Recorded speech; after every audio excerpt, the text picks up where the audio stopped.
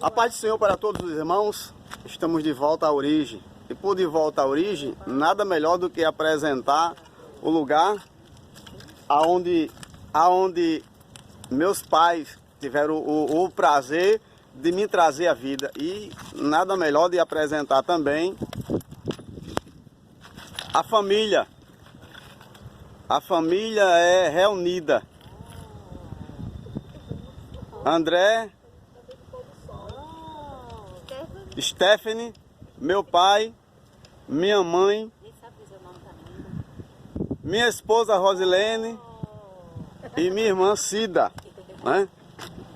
De volta à origem, né? É bom estar de volta à origem. Por estar de volta à origem, ao dirigirmos a este lugar, eu estava meditando na palavra de Deus e encontrei um texto se referindo a uma parábola que ela se encontra no livro de Lucas. Livro de Lucas, no capítulo 15, o versículo 11, mas eu não vou ler o versículo 11. Eu vou ler o versículo 24. Versículo 24 diz assim: porque este meu filho estava morto e reviveu, estava perdido e foi achado. E começaram a regozijar-se, ou se alegrar. Se alegraram porque se alegraram. A história a gente vai entender que esse filho, ele se ausentou de sua casa paternal. E eu estava meditando de lá para cá, de João Pessoa a esse lugar, eu estava me imaginando e perguntando qual foi o motivo que levou o jovem deixar a casa paternal, né? Porque na casa paternal ele tinha de tudo. Era um homem rico, o pai era um homem rico. Ele tinha de tudo, não lhe faltava nada. Mas ele disse: ó, me dá a minha parte do que é meu e eu vou embora. Vou gastar, ou vou para outro lugar. E eu estava me imaginando nessa questão. Porque se ele tinha tudo e agora ele quer se ausentar da casa paternal? Aí eu estava meditando e encontrei uma solução. Qual foi a solução? Como o pai dele tinha adquirido riqueza, ele achou que estava pronto. Ele achou que estava pronto para ganhar o mundo, ou seguir o mundo e adquirir os mesmos bens que o pai tinha.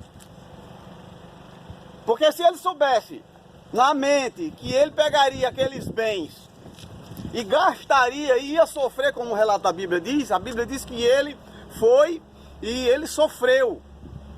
Ele sofreu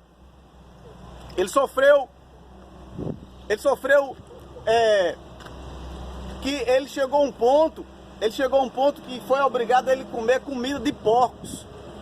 Veja bem, era uma pessoa lá atrás que tinha dinheiro, o pai de família era um homem fazendeiro, né? Aí agora ele chega em uma situação que ele perde tudo. E no momento mais crucial da vida dele, que é na hora que ele está trabalhando com porcos, aí agora ele lembra da casa paternal. Houve uma sequência que eu não vou falar porque eu quero aproveitar o tempo, né? Apresentar a família. Mais uma vez, né? Coisa boa, minha esposa, né? Mas o que eu... Analisando esse texto, aí a gente se depara com uma pessoa inexperiente para ganhar a vida. Uma pessoa inexperiente. Porque ele não estava ao lado do pai, mas não aprendeu com o pai. O que ele estava na mente dele, o que ele estava só voltado era para pegar a fortuna que o pai tinha e se dirigir para assim quem sabe, como eu já falei, adquirir no percurso. Só que no percurso ele encontrou pessoas mais sábias no caminho. E como ele não tinha capacidade de, diante daquela barreira, diante daquela situação, resolver, o que foi que ele fez? Ele foi, que é aquela coisa, que é aquela pergunta, ou é aquele dito que a Maria vai com as outras. Então a gente vê aí, o primeiro ponto, ele não tinha experiência para ganhar, para suprir as necessidades. Pelo contrário, ele saiu da casa do pai e a tendência foi só perdendo, só perdendo, só perdendo. E chegou a um ponto dele lembrar. Mas o que eu acho interessante é que mesmo nessa dificuldade, mesmo nesse... tudo que este jovem fez com o seu pai, dentro do processo, ou dentro da lei judaica,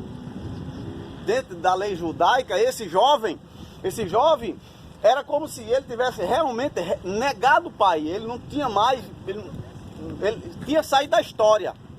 Porque ele não poderia ter feito o que fez com o pai, nem pedir se dirigir o pai, porque era lei, não poderia. Mas o pai, assim, deu. Aí agora o filho, quando se encontra nessa situação caótica, né, aí lembra do pai. Ele não lembra mais da fortuna do pai, ele já lembra do pai. É isso que o texto traz. Ele diz assim, ó: eu estou aqui passando fome, na casa do meu pai. Lá ele trata bem os trabalhadores. Voltar-me-ei para casa e pedirei perdão, se ele me aceitar, não como filho. O texto é bem claro, ele dizendo: voltarei para casa se ele me aceitar como um dos trabalhadores, eu viverei melhor do que essa situação. E a Bíblia diz que ele retorna para a casa do pai, e a Bíblia diz que o pai estava esperando por ele. Eu não sei quanto tempo o pai tinha a esperança dele voltar, porque ele não tinha experiência. Então quem não tem experiência, por exemplo, se André, que é meu irmão, entrega uma moto a Sofia, a Stephanie, já ia dizer Sofia, a Stephanie. Então, ela não vai ter a experiência que ele tem na moto, então ele vai entregar a moto, mas ele vai ficar na espera dela sair para algum lugar e ela vai ter que voltar, porque se ela não voltar, ele vai ficar preocupado, porque ele sabe que ela não tem a experiência que ele tem. Eu não sei quanto tempo esse jovem passou,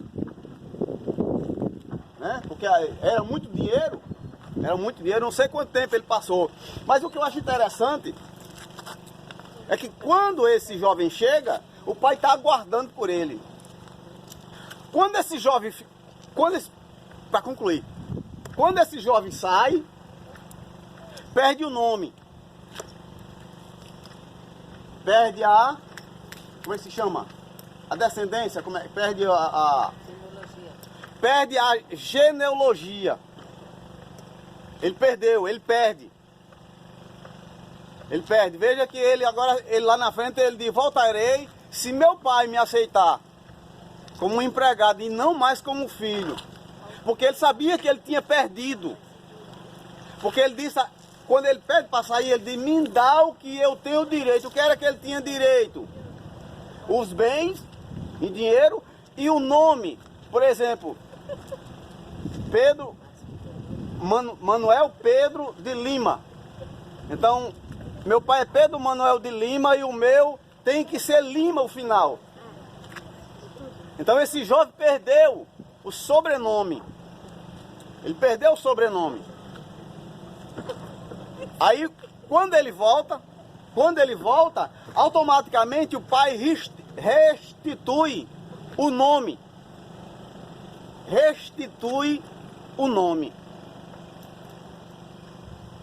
Porque a Bíblia diz que assim que ele chega, ele diz: prepara o anel.